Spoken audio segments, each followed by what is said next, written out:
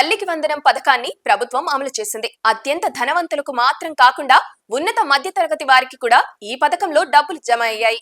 రాష్ట్రంలో 1 నుంచి ఇంటర్మీడియట్ వరకు చదువుకుంటున్న పిల్లలలో 93% మందికి నగదు జమ అయ్యాయి. అందరిలోనూ సంతృప్తి కనిపిస్తుంది.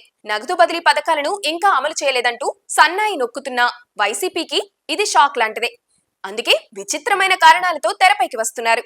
సాక్షి మీడియా వైసీపీ జగన్ రెడ్డి, బొత్సాతో సహా వైసీపీ నేతలందరికీ ఒకటే స్క్రిప్ట్ పంపింది. అదేంటంటే 29 లక్షల మంది పిల్లలకు తల్లికి వందనం ఇవ్వడం లేదు. ఈ లెక్క ఎక్కడి నుంచి వచ్చింది? జగన్ రెడ్డి హయాంలో ప్రభుత్వ స్కూళ్లలో ఎంతమంది చదువుతున్నారో కూడా సరిగ్గా లెక్కుండేది కాదు. ఇప్పుడు అంత పక్కాగా 29 లక్షలు అని ఎలా చెబుతున్నారు? తాము 99.8% పథకాలను అమలు చేశామని చెప్పుకున్న లెక్కలలాగానే ఇది ఉంటుంది. 30 లక్షలంటే ఉజ్జాయింపుగా చెప్పారని అంటారని 1 లక్ష తగ్గించి చెబుతున్నారు. అలాంటి తెలివితేటలతో పాతాళానికి పడిపోయినా వారికి ఇంకా తెలివి రాలేదు. కేవలం 7% ఉన్నత వర్గాలకు చెందిన వారికి మాత్రమే తల్లికి వందనం అనర్హులు. అలాంటి పథకాల విషయంలో తమకు డబ్బులు రాలేదని చెప్పే తల్లిదండ్రుల కోసం ప్రత్యేకంగా ఫిర్యాదు కేంద్రాలు కూడా ఏర్పాటు చేసి ఎప్పటికప్పుడు పరిష్కారాలు చూపించబోతున్నారు. వైసీపీ నేతలు ఆ 29 లక్షల మంది పిల్లలను తీసుకెళ్లి ఎందుకు ఇవ్వలేదో అధికారుల్ని ప్రశ్నించాలి.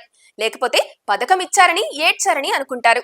1 ఏడాది ఎగ్గొట్టారని జగన్ రెడ్డి అనుకో మరో ఏడుపు. జగన్ రెడ్డి 10 ఏళ్లు సీఎంగా ఉంటే పథకం ఇచ్చి 4 ఏళ్లు మాత్రమే. ప్రతి జనవరిలో ఇస్తానని మేనిఫెస్టో పెట్టి 1 ఏడాది ఎగ్గొట్టానికి జూన్ కు మార్చారు. 4 ఏళ్లు 40 లక్షల మందికి 13,000 ఇచ్చారు. ఇందులోనూ చాలా మందికి ఎగ్గొట్టారన్న ఆరోపణలు ఉన్నాయి. జగన్ రెడ్డి మోసపు పథకాలకు, ప్రభుత్వం అమలు చేస్తున్న పథకాలకు తేడా కనిపిస్తుంది. నిజాయితీ అమలు మాత్రమే, కానీ తప్పుడు ప్రచారాలతో వైసీపీ ఏడుపు మాత్రం అరనొక్క రాగాలతో సాగుతుంది.